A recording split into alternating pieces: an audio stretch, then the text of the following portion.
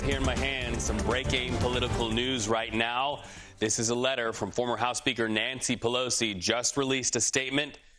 No surprise here, she's endorsing Kamala Harris for president. Just some of what she had to say, quote, "Today it is with immense pride and limitless optimism for our country's future that I endorse Vice President Kamala Harris for president of the United States."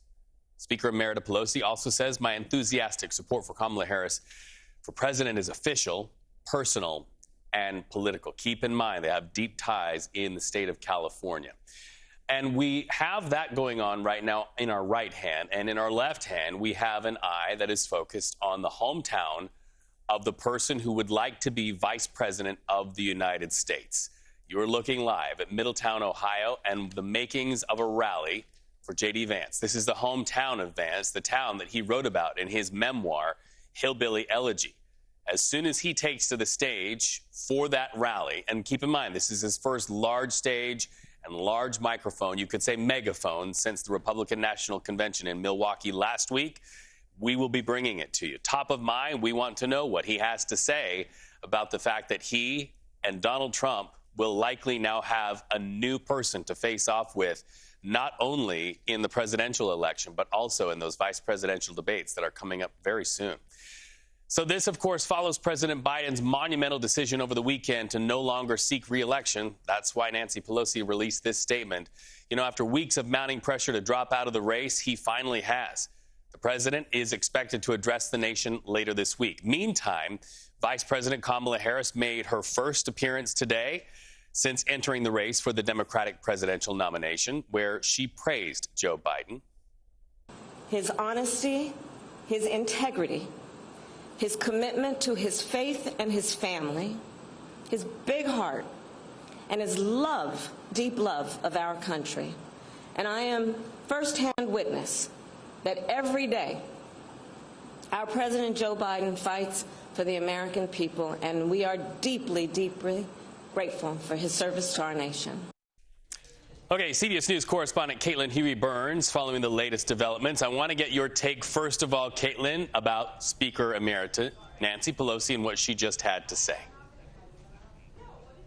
Yeah, and this is significant. We've been waiting to see what she had to say in terms of an endorsement for Kamala Harris, because we've seen a wave of lawmakers, public officials of various ranks come out and endorse Harris. But we are just now hearing from Nancy Pelosi. That's significant because, as we know, she's no longer speaker, but essentially is a chief leader in her caucus and had been kind of behind this pressure campaign, so to speak, of getting Biden to leave this race. She's, you know, obviously knows her caucus well, knows polling well. And so this is significant, putting her backing behind Harris. We're seeing today the party really coalesce behind Harris, not only Nancy Pelosi, but, you know, would-be rivals like Governor Gavin Newsom, Governor Gretchen Whitmer, Governor J.B. Pritzker, and others come behind Harris. So it's essentially the Democratic Party apparatus, from the kind of infrastructure to the campaign to public officials, saying that Harris is going to be the nominee.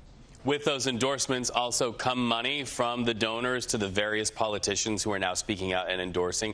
Talk to me about what you know about the war chest that continues to get bigger and bigger. In fact, after President Biden pulled out of the race, that war chest got huge by tens of millions.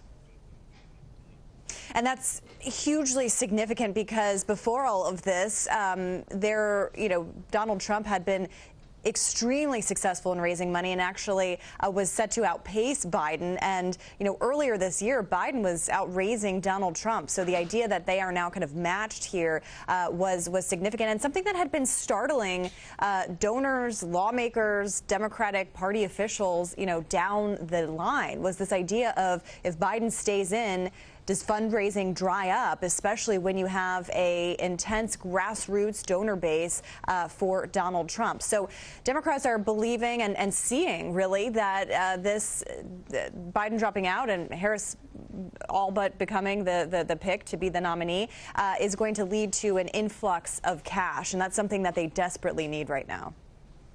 Caitlin Huey-Burns, thank you so much. We appreciate your live report. Fresh from the state of Milwaukee, Wisconsin, now in Washington, D.C. You've kept the road hot. Thank you so much.